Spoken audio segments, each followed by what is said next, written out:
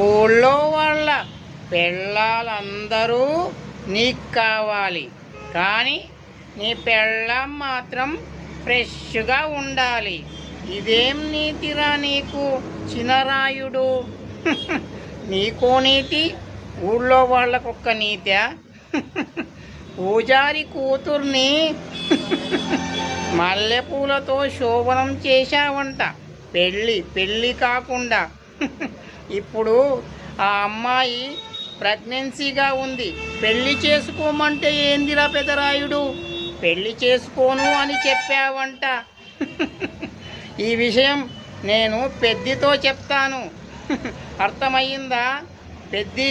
పెద్దితో చెప్తాను. పెద్దితో చెప్తే పెద్దే మీ ఇద్దరి పెళ్ళి చేస్తాడు. అది పెద్ది పవర్ అంటే.